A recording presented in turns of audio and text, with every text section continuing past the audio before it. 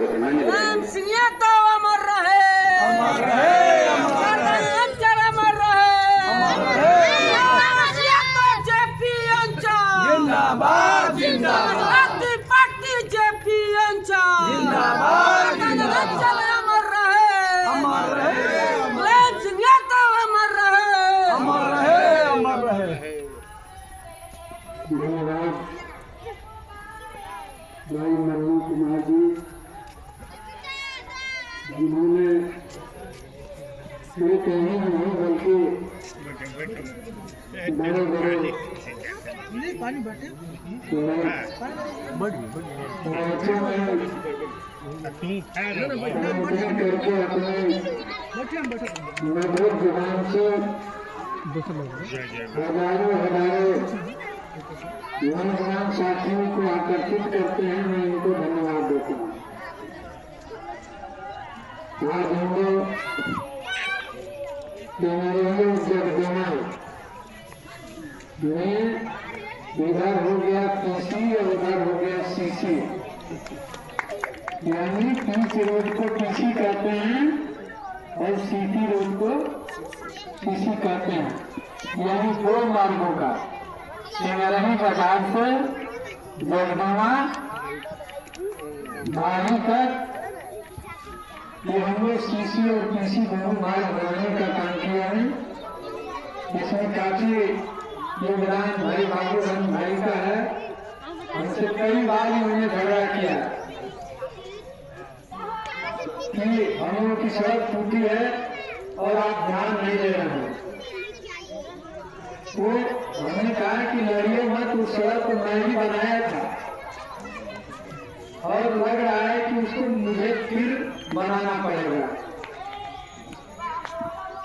तो आज के इस कार्यक्रम में मंच पर समाजवादी पार्टी के जिला उपाध्यक्ष और अभी अपने माटी की भाषा में आप लोगों के सामने अपने वक्तव्य को रखे हैं। कई दिनों प्रदेश के नाई समाज के बहुत बड़े नेता हैं भाई दिनेश ठाकुर जी और देश यादव जी भगवानपुर के रहने वाले हैं, समाजवादी पार्टी के अध्यक्ष हैं और सिंह पांडे जी, माननीय सिंह पांडे जी, अमित तिवारी जी हैं जो जिला पंचायत में अपने भाग्य आजमा रहे हैं, भाई अवधेश जी, कामेश्वर जी, गोमन यादव जी, जय किशन राम जी,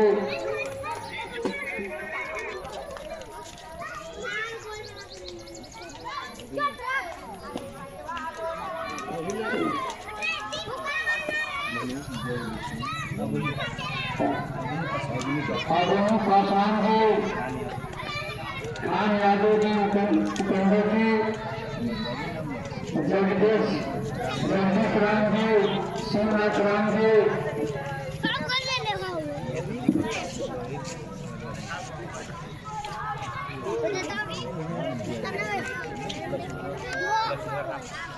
राम जी, सुदर्शन राम जी, चंद्र राम जी, रवि बाबू जी,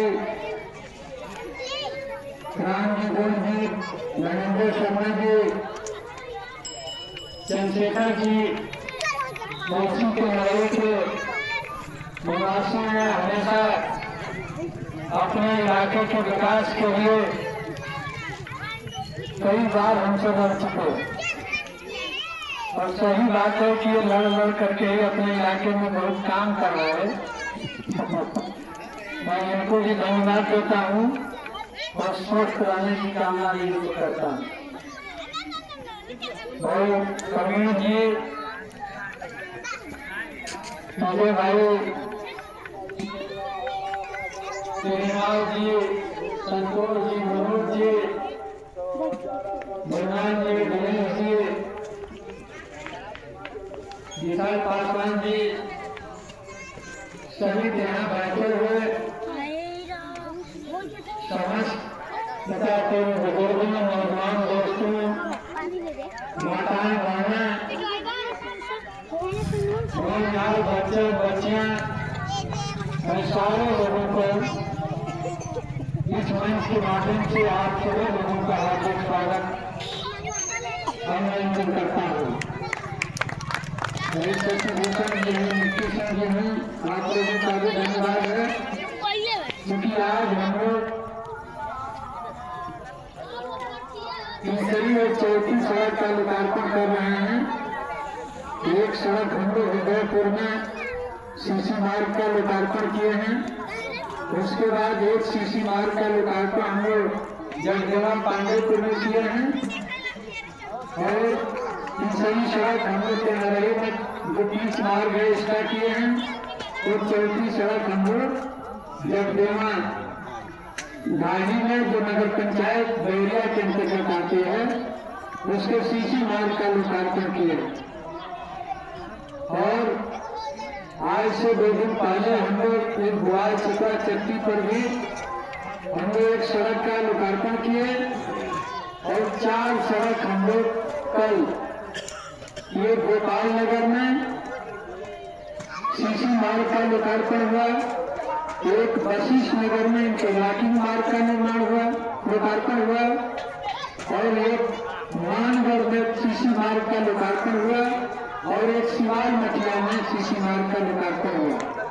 यानी अभी 3 दिन के अंदर में लगभग दर्जनों सड़कों का हम लोगों ने लोकार्पण किया है और अभी लगभग 2500 ऐसी सड़कें हैं कि जो बन करके तैयार है तो हमको समय दे करके उन सड़कों का निर्माण लोकार्पण करना है। तो हम लोगों का शुरू से ही अच्छा रहा। जब पहले बार मैं आप लोगों के गांव में घर घर जनसंपर्क करके जब वोट की अपील कर रहे थे कि आप लोग हमें चुनाव जिताइए और मैं विकास के साथ ही आप लोगों को सुविधा जोड़ करके वापस करने का काम करेंगे। तो आज उसी की दिन कि जो आप लोगों ने अपने एक वोट दे करके समाजवादी पार्टी के साइकिल को जिताने का काम किया है, मेरा फर्ज बनता है कि आप करें या न करें। मेरी जिम्मेदारी है आम जनता तक विकास की गति को पहुंचाना है और इसीलिए पिछले बार जब हम लोग चुनाव जीते तो हमने बैरिया को नगर पंचायत बनाया। मुझे मालूम था कि बैरिया को नगर पंचायत बनाने के लिए लगभग 300 साल से अनवरत लोग आते थे। जब चुनाव आ जाता था कि हमें विधायक बना दीजिए, हम बैरिया को नगर पंचायत बना देंगे, लेकिन किसी ने बनाया नहीं। कहने के लिए आश्वासन सारे लोगों ने दे दिया, लेकिन जब हमें चांस मिला तो मैंने अपने नेता माननीय अखिलेश यादव जी से रिक्वेस्ट किया, एक हम ही उनका जो विधानसभा क्षेत्र है कि जहाँ एक भी नगर पंचायत नहीं हो, अगर हम लोग अपने बगल में बांटी में जाए तो 4 टाउन एरिया है, रेवती है, सरकार है, बांट है, मनियल है और बैरिया में एक भी नगर पंचायत नहीं थी, सारे के सारे ग्राम पंचायतें थी।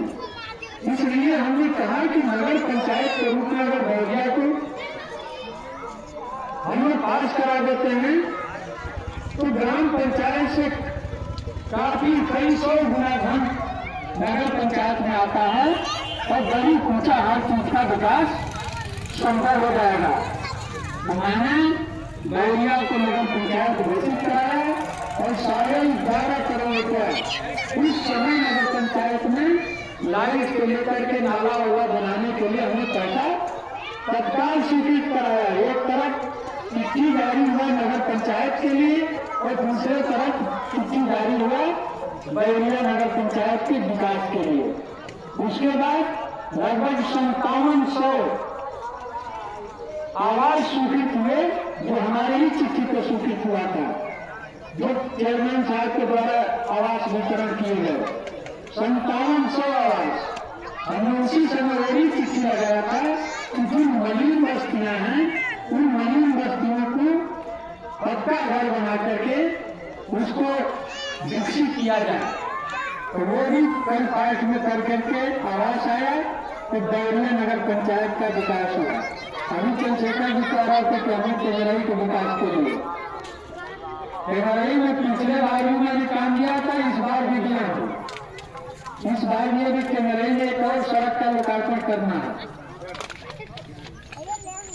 और पिछले बार हमने 40 लाख रुपया टेंगरई के विकास के लिए 46 लाख नगर पंचायत टेंगरई के विकास के लिए जनेश्वर मिथिला समग्र विकास योजना के अंतर्गत मैंने पैसा स्वीकृत कराया था, जिस पैसे से कई लोगों को इन्होंने बताने का काम किया।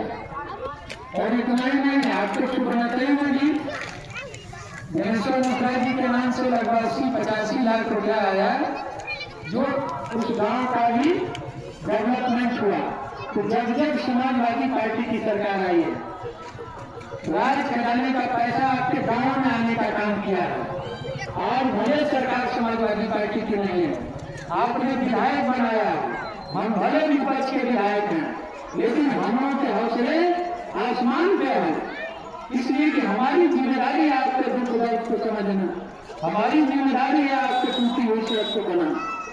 एक हमारे पहले भी विधायक थे और पिछले बार जब हुए उसके पहले भी लोग विधायक, तो उन्होंने कोई मना नहीं किया था कि आप विकास मत कीजिए।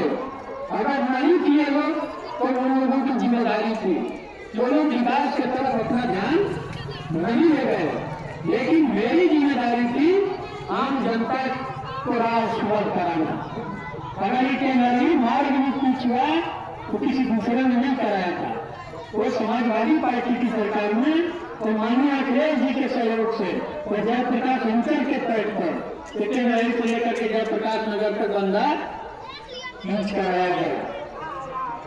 तो सिर्फ यही का नहीं, अभी चाहे पांडेपुर हो, जया छपरा हो, चाहे नगर पंचायत को ही ले लीजिए। नगर पंचायत में भी मैंने 5-6 रोड अभी बनाया, अभी 2-3 रोड हमें लोकार्पण भी करना है। बड़वाड़ा में भी मैंने सड़क दिया है, बताई दिए, कपूर दिया, मैंने दिया। यानी मेरा प्रयास है कि हर गांव तक समाजवादी विधायक की रोशनी पहुंचे, चाहे बड़े छोटा ही रोड हो, लेकिन बनाया जाए। हमें रोकने खसोटने से मतलब नहीं, हमें दौलत लेकर के कहीं नहीं जाना, हमें इतिहास बनाना। और इसीलिए समाजवादी पार्टी के 5 साल के कार्यकाल में पिछले हमने सिकंदरपुर से लेकर के लालगंज तक अच्छी सड़क बनाने का काम किया। किसी दूसरी सरकार के नहीं होना चाहिए, समाजवादी पार्टी के सरकार में उस विधायक रहते हुए हमने उतनी बड़ी सड़क बनवाने का काम किए, जो आज भी उस सड़क पर लोग बनाते हुए जाते हैं। बैरिया श्रवण के मार्ग हमने चौड़ीकरण कराए, आए दिन उस पर एक मोटरसाइकिल टेम्पू पर लगते रहते थे, इतनी दूर बसाई सड़क की थी। लेकिन आज चमचमाती हुई सड़क है और 100 तरफ कार में लोग चले जा रहे हैं। बैरिया नगर पंचायत बना, अच्छी सड़कें बन गई, अग्निशमन केंद्र हमने बनवाया। आए दिन आग लग जाता था और फोन किया जाता था तो कहा कि अब हम कोटना में गाड़ी लिया, सिकंदरपुर में फायर ब्रिगेड की गाड़ी है, बलिया में है। यहाँ आते आते 25-50 घर जल जाते थे। मैंने यही अग्निशमन केंद्र बनवा दिया सोनभद्र में। पॉलिटेक्निक कॉलेज की भी स्वीकृति कराई, बालिका इंटर कॉलेज, बालिका डिग्री कॉलेज जो सोनभद्र मोड़ पे बना है, वो भी मेरे ही द्वारा, मेरे ही सरकार में बना। सब्जी मंडी हमने बनवा दिया, आज तक ये सरकार सब्जी मंडी चालू नहीं करवा पाई। सब्जी मंडी हमने इसलिए चालू कराया था कि जो आप लोगों के खेतों में सब्जी का उत्पादन होता है, कच्चा सौदा है, दूर ले जाकर के बेचने में लोग असमर्थ है, साधन भी नहीं, इसलिए अपने इलाके के ही मंडी में ले जाकर के सब्जी, चाहे गेहूं, चाहे मक्का, चाहे मसूर, चाहे कोई भी उत्पादन आपके खेत में होता है, उसको आसानी से ले जाकर के अपनी मंडी में बेचेंगे और जो सरकार का रेट होगा वो रेट उससे मिलता है। लेकिन आज तक तो चालू नहीं हो पाया। दूसरा उससे लाभ क्या था कि बाढ़ से फसलें बर्बाद हो जाती है, आग से खेत जल जाता है, फसल नष्ट हो जाती है आग से और बरसात से, तो किसानों को 1 पैसे का मुआवजा नहीं मिल पाता। अगर वो मंडी चालू होता, आप खतौनी लगा करके एक दरखास्त लगा करके ले जा करके सचिव को दे देते, वो जा करके सर्वे करता और आपकी फसल बर्बाद जो होती उसका पूरा का पूरा मुआवजा मंडी परिषद देने का काम करता। ये मेरा सोच था। अधिक परवल होता है, अधिक अनेक प्रकार की सब्जियां उत्पादन होता है, आलू बहुल इलाका है। अगर मंडी में जाता, जब भी जिसकी इच्छा करती ले जाता, उस दिन का जो रेट होता मंडी का, उस दिन के मंडी के रेट को खरीदारी होती और सचिव खरीदता। सैकड़ों ट्रक डेली खरीदारी होती और दूसरे बाजारों में भेजा जाता, तो किसानों को इसमें घाटा नहीं होता, बल्कि उससे किसानों को लाभ होता। आज की सरकार क्या कर रही है?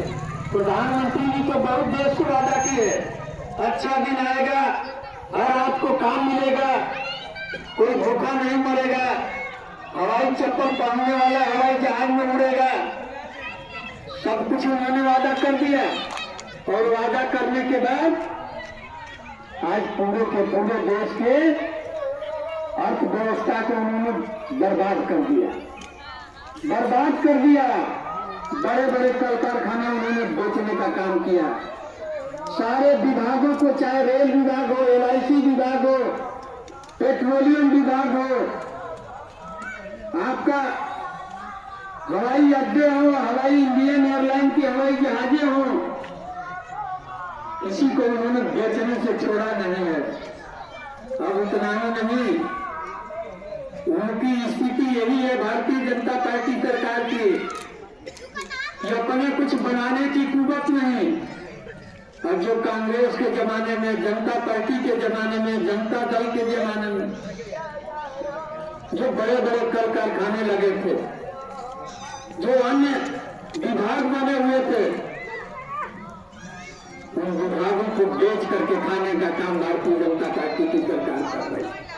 बेच कर खाने की आप नहीं देखे होंगे विगत 13-14 वर्षों में कि प्रधानमंत्री जी ने किसी बड़े कल कारखाने का उद्घाटन किया है।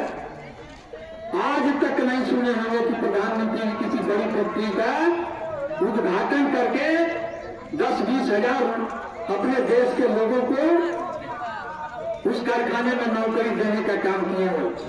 उन्होंने नौकरी नहीं दिया, बल्कि कारखाना बंद करके लाखों आपके गांव गरीब किसान के जो होते बड़े बड़े शहरों में जाकर के रोजगार करने का काम करते थे, नौकरी पाते थे, अपने परिवार का भरण पोषण करते थे, उन कंपनियों को बंद करके बेच करके अपने लोगों को, और उन्होंने तो नौकरी से बेदखल करने का काम किया।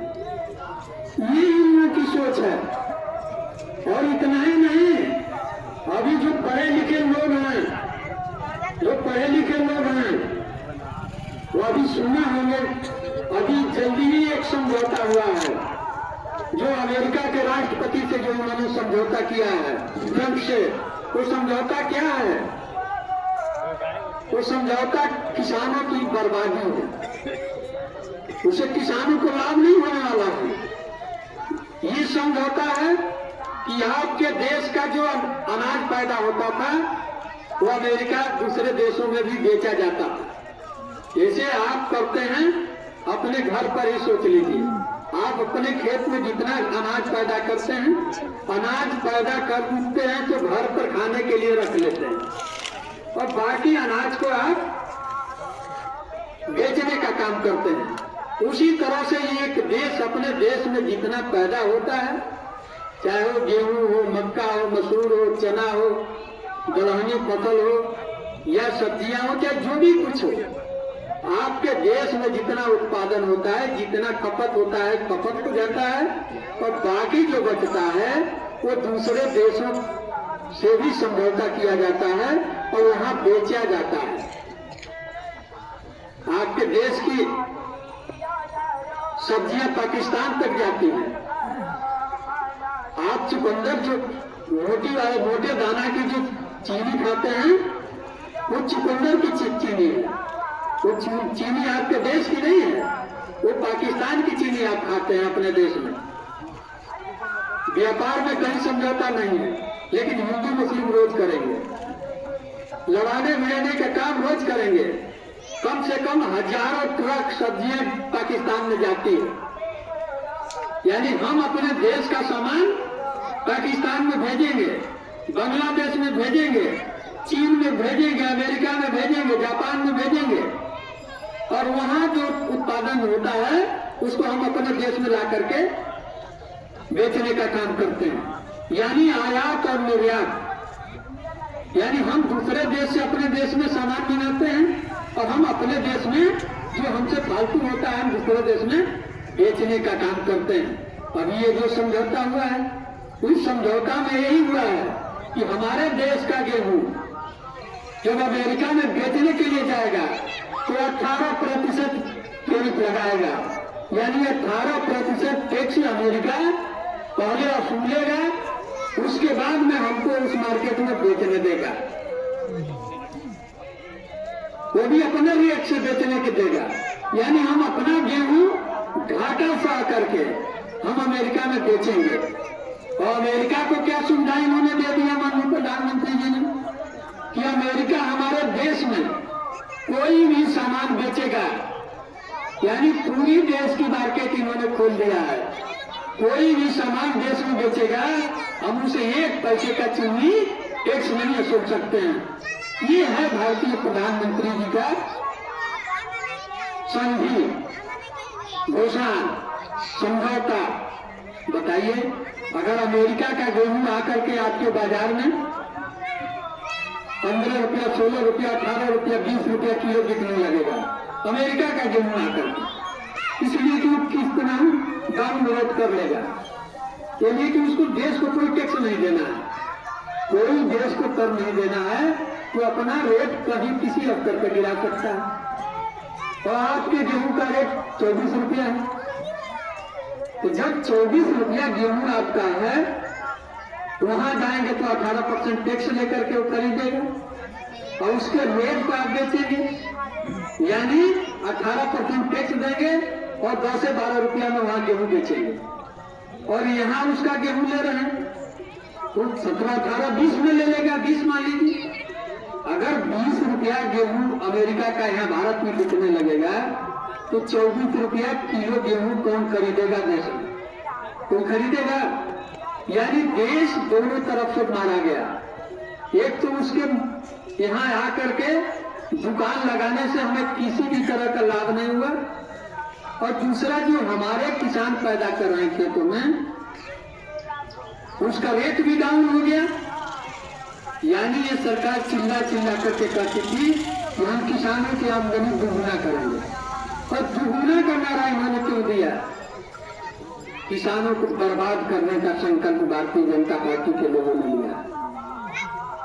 अगर बर्बादी का संकल्प नहीं लेते लोग तो किसानों की बिजली सस्ती करते।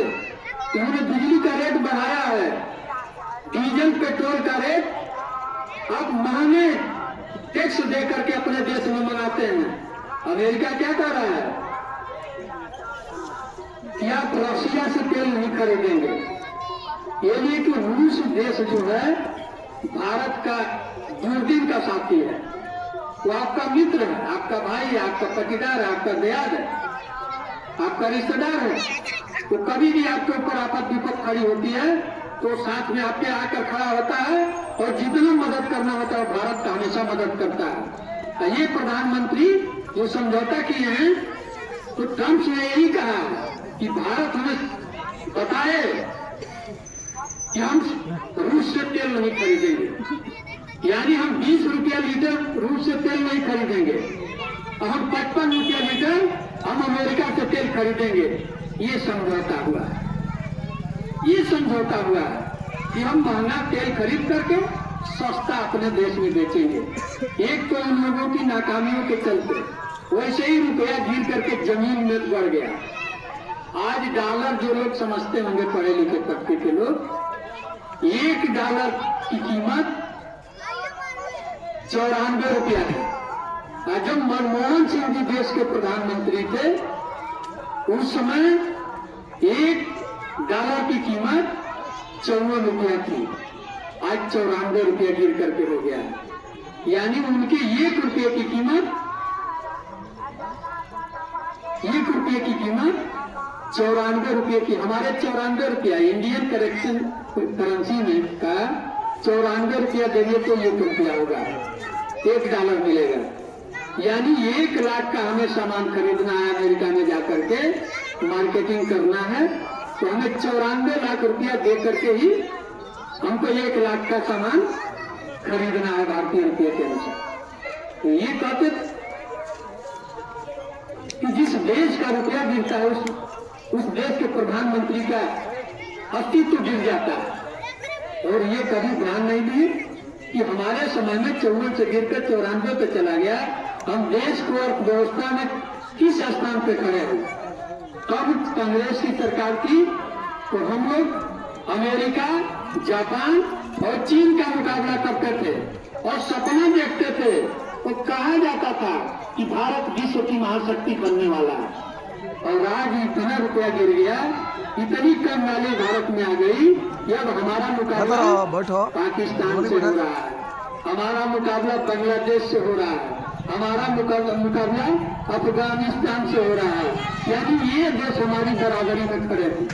अब सोचिए देश को ये लोग विश्व गुरु की सत्ता पे बनाए। अरे देश में हिंदू मुसलमान भारत पाकिस्तान करके लड़ाने भिड़ाने से देश आगे थोड़ा नहीं बढ़ेगा। देश में कल कारखाना लगाइए, अगर देश को मजबूत करना है तो। देश की अर्थव्यवस्था जब तक मजबूत नहीं होगी, जहाँ शिक्षा का इंतजाम नहीं होगा, स्वास्थ्य का इंतजाम नहीं होगा, अच्छी सड़कें नहीं होगी, बिजली का उत्पादन नहीं होगा, कल कारखाने नहीं लगेंगे, तो उस देश का विकास संभव नहीं है। ये लोग झांसा देकर के लोगों को लड़ा भिड़ा करके ठीक कर रहे हैं। अभी SIR लाए हैं, SIR में आदमी परेशान में नोटिस के ऊपर नोटिस जा रही है। आप ही के ऊपर आपके देश के ही लोगों का विश्वास नहीं है, आपकी सरकार आपको विश्वास नहीं कर रही है। आप SIR का फार्म मत भरिए, देखिए आपकी पूंजी घोषित किए जाते हैं कि नहीं, बांग्लादेशी पाकिस्तानी घोषित किए जाते हैं कि नहीं। इसलिए सरकार फार्म भरा रही है। अगर आपके ऊपर विश्वास होता तो इस तरह की नौबत नहीं आती। अभी हम लोग का आज 20 साल से बात हो रहा था, तो कह रहे थे कि अभी 64,000 और नोटिस जारी होंगे, पहले 74,000 हो। यहाँ बैरिया में कौन बांग्लादेशी आया है, कौन पाकिस्तानी आकर के बस गया है, अपने ही देश में अपने ही को सर्टिफाइड कराना पड़ रहा है कि हम भारत के नागरिक हैं अथवा ये हालात हो गई। एक दूसरे में कटुता, वैमनस्यता, अर्थव्यवस्था गिरती जा रही है। तो इसलिए हम लोग यही निवेदन करेंगे कि समाजवादी पार्टी की जब सरकार थी और अखिलेश यादव जी उत्तर प्रदेश के मुख्यमंत्री थे, तो उन्होंने पढ़े लिखे लड़के लड़कियों को उन्होंने लैपटॉप दिया। लैपटॉप इसलिए दिया, ये बच्चे दुनिया को समझे, अपने झोपड़ी, अपने घर, अपने परिवार में लाकर दुनिया को समझे कि हमारे देश कितना ग्रोथ कर रहा है, कितना आगे बढ़ रहा है, हमारी विदेश नीति क्या है, हमारी आर्थिक नीतियां क्या है, हम रोजगार कैसे सृजन करेंगे, हमारी नौकरी कैसे मिलेगी। इसके लिए उन्होंने लैपटॉप देने का काम किया। जो लड़कियां इंटर पास की थी उन्हें प्रोत्साहित करने के लिए 30-30 हजार रुपया वो देने का काम किए थे, साइकिल भी दिए थे और 30,000 रुपया भी देते थे। इसलिए 30,000 देते थे। एक गरीब के परिवार में जहां 2-4 बेटियां अगर एक साथ इंटर पास कर लेंगी तो वही 30,000 मिला करके एक दो लड़की का शादी भी वो परिवार कर लेता। अगर नानी की शादी करता तो उसी पैसे से वो अपने बेटी की आगे की पढ़ाई भी वो करा सकता था। ये सोच माननीय अखिलेश यादव ने की। उन्होंने 100 बेड का अस्पताल दिया इसी सोनवर्षा में। सोनवर्षा में सरकारी अस्पताल के बगल में बड़ी बड़ी बिल्डिंगें खड़ी है, वो हमारी देन है, वो माननीय अखिलेश यादव जी की देन। आज तक की सरकार चालू नहीं करा पाई। जो भी जाता था एक पत्थर लगा करके चले आते थे लोग। उसमें करोड़ों करोड़ों की जांच उपकरण मशीनें सड़ गई हैं, लेकिन आज तक वो चालू नहीं हो पाया। फीता काट कर बोर्ड लगा करके उसका उद्घाटन कर लिया जाता है। अरे वहां 50 डॉक्टर चाहिए, वहां हर डिपार्टमेंट के डॉक्टर चाहिए। महिला का अलग डॉक्टर, बच्चा का अलग, हड्डी का अलग, हार्ट का अलग, किडनी का अलग, हर चीज का अलग डॉक्टर चाहिए। वहां डिप्टी सीएमओ बैठता है, डिप्टी सीएमओ का पद है। जो भैया आपके सदर अस्पताल में डिप्टी सीएमओ बैठता है, इसी तरह का डिप्टी सीएमओ आपके संबलता अस्पताल में भी उसका पद है। किसी की पोस्टिंग भी है, लेकिन जब अस्पताल नहीं चल रहा है तो उसका क्या मतलब? अगर चालू हो जाता तो बहरिया के लोगों को बहरिया नहीं जाना था, क्योंकि बहरिया जिस कैपेसिटी का अस्पताल है उसी कैपेसिटी का आपको बहरिया का भी अस्पताल है। और पूरा जनपद में आप लोग पूछ लीजिए, पूरे जनपद में किसी विधानसभा क्षेत्र में 100 बेड का अस्पताल नहीं है। वो अस्पताल मैंने माननीय अखिलेश जी से रिक्वेस्ट करके हमने सुंदरता में बनवाया। यहाँ एक दिन नए एक्सीडेंट होते हैं और गंगा और घाघरा का तटवर्ती इलाका है, बाढ़ से लोग तबाह हो जाते हैं। बहुत गांव ऐसे हैं कि जब मग्न हो जाते हैं और लोगों को ले जाने के लिए कोई साधन नहीं मिलता है। इसलिए अगर हम यही अस्पताल बनवा देंगे तो चाहे एक्सीडेंट होता हो, चाहे बीमारी हमारी हो, चाहे सुख दिन में हो या दुख दिन में हो, तो आदमी अपने अस्पताल में जाएगा और वही उसको सारा का सारा ट्रीटमेंट मिल जाएगा। समाजवादी पार्टी की सरकार थी तो किसान दुर्घटना बीमा मिलना चाहिए। किसान दुर्घटना बीमा 5 लाख रुपया देते थे। चाहे आप नदी में डूब करके मरिए, चाहे एक्सीडेंट से किसी की मौत हो जाती हो, चाहे सांप बिच्छू काट देने से मृत्यु हो गई, यानी इस तरह से, या किसी की दुकान ही है जल गया तो उसको 5 लाख का प्रावधान माननीय अखिलेश यादव जी ने किया। पहले नेताजी 1 लाख देते थे और उसको बढ़ा करके अखिलेश ने 5 लाख की। जब भारतीय जनता पार्टी की सरकार आई तो 5 लाख से घटा करके 4 लाख कर दी। और वो भी साल भर 2 साल इंतजार करना पड़ता है। वो मिलेगा कि नहीं मिलेगा उसका भी गारंटी नहीं है। लेकिन समाजवादी पार्टी की सरकार थी तो 24 घंटे में चेक उनके घर पहुंच जाता था जो पीड़ित परिवार के लोग थे। पोस्टमार्टम रिपोर्ट दिखाइए और जा करके एसडीएम चाहे तहसीलदार चाहे लेखपाल कोई न कोई घर तक पहुंचाने का काम करता है। यानी समाजवादी पार्टी की सरकार और भारतीय जनता पार्टी की सरकार में कितने होते हैं। हमने 12 दास बनवाए, 3 सब स्टेशन हमने बनवाया, बिहार में, बहेरिया नगर में और कानपुर रोड बांध के काम है। इतना बड़ा हमने 350 करोड़ रुपये के गंगा नदी में खट्टा तोड़ लिया, हमने जो पाया बन के तैयार हुआ। तो सरकार के क्या वो करेगा कि जितनी मत बनाओ जनता के लाभ हो जाए। इस सरकार को तो मना किया है क्या? चाहे वो जन परियोगी योजना नहीं है। अगर ये पुल बन जाता तो हजारों लोग भी स्कूल से आसानी से बिहार जाते, बिहार के लोग बिहार आते। अगर लोगों का आवागमन बढ़ता तो इधर व्यवसाय भी बढ़ता, व्यवसाय भी बढ़ता, दुकानें बढ़ती, यानी भी लोग अपने जीविकापार्जन चलाने के लिए गाड़ी घोड़ा का इंतजाम करके आते जाते। तो इस सरकार को देश को बर्बाद करना है। इनके पास आबादी के लिए कुछ नहीं है। झूठा आश्वासन के अलावा भारतीय जनता पार्टी के सामने पास कुछ नहीं। जितना वो झूठा वादा कर 4 पुल समाजवादी पार्टी की सरकार में बनाया, पास किया गया था।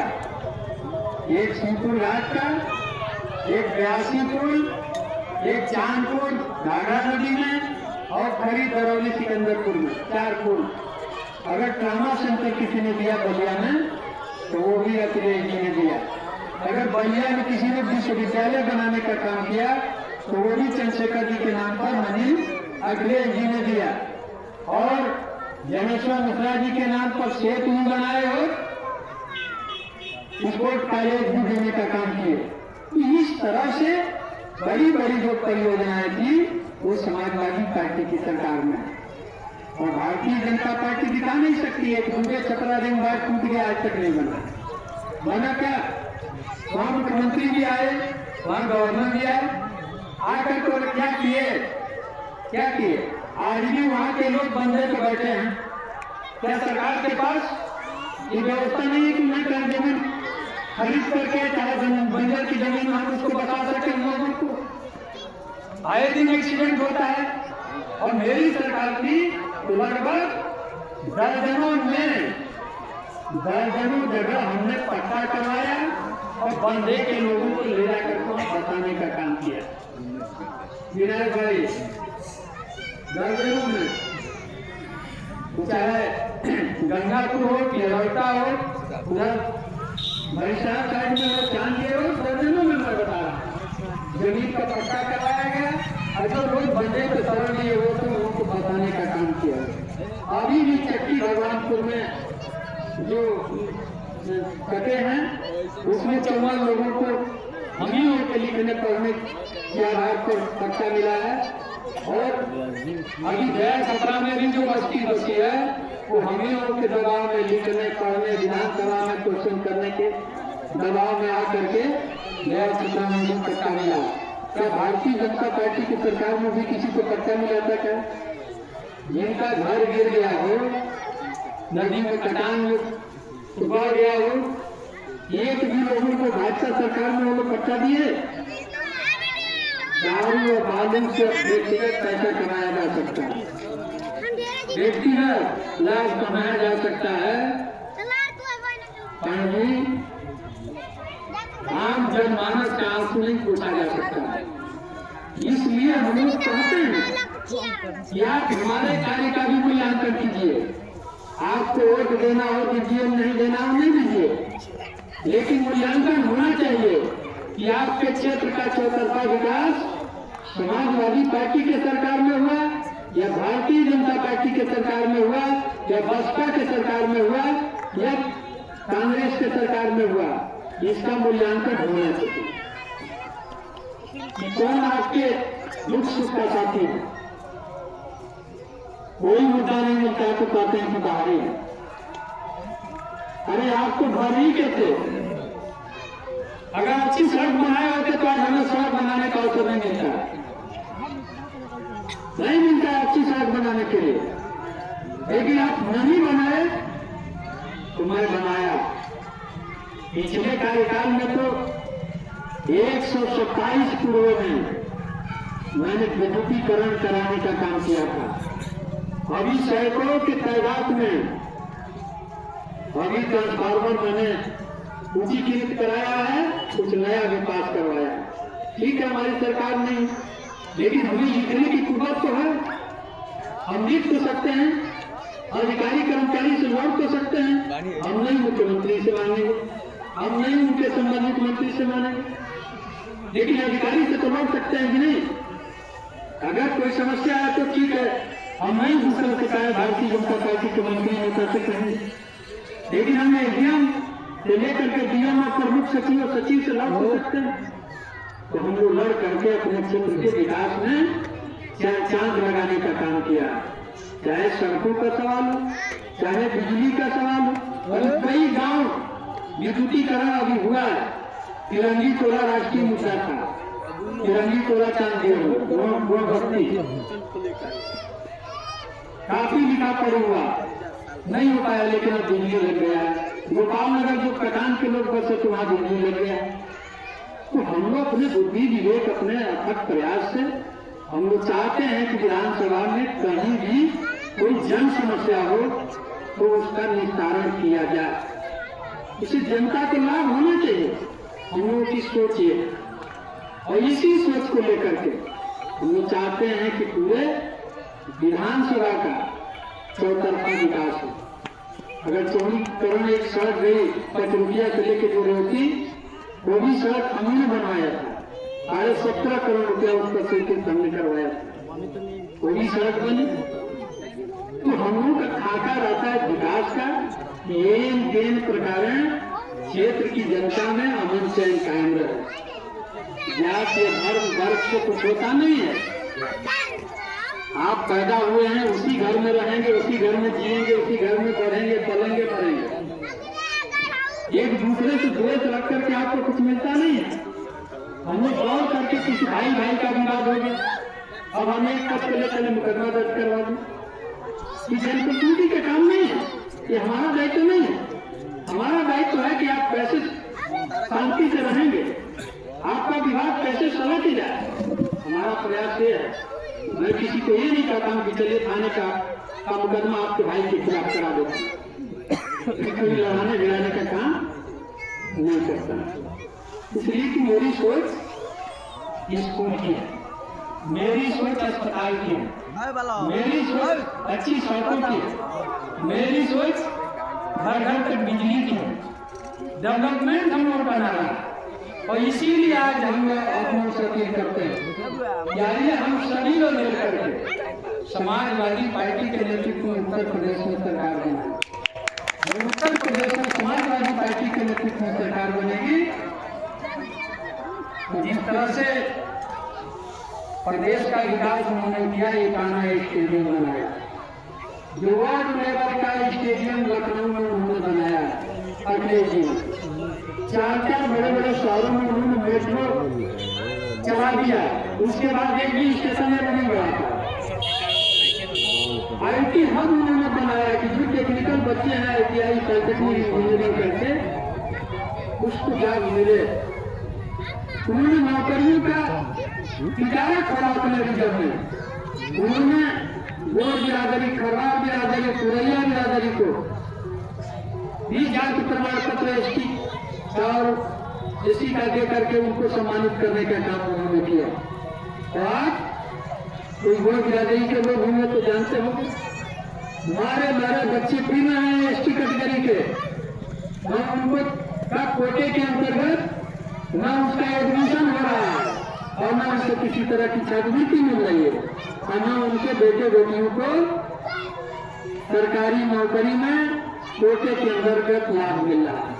ये लोग क्या लाए? आउटसोर्सिंग की नौकरी।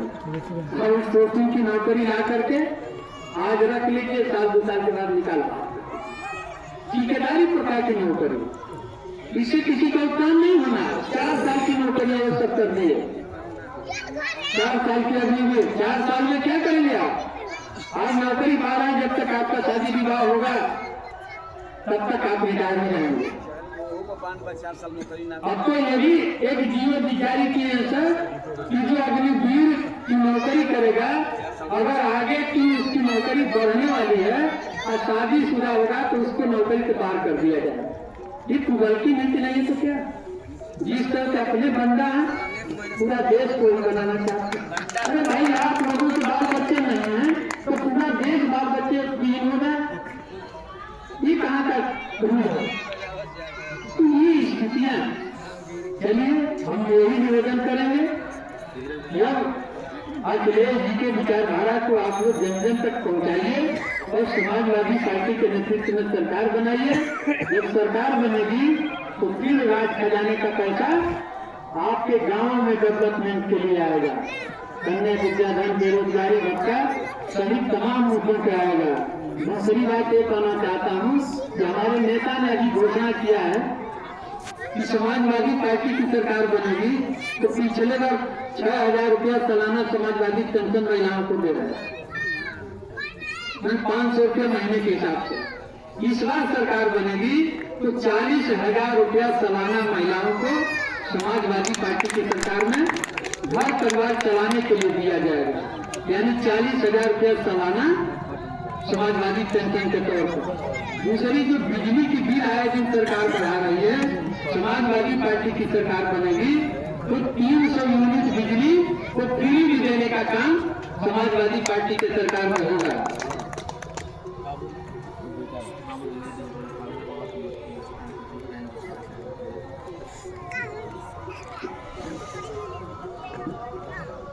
जो बोले हैं जो बनेगा तब उसको बात करेंगे।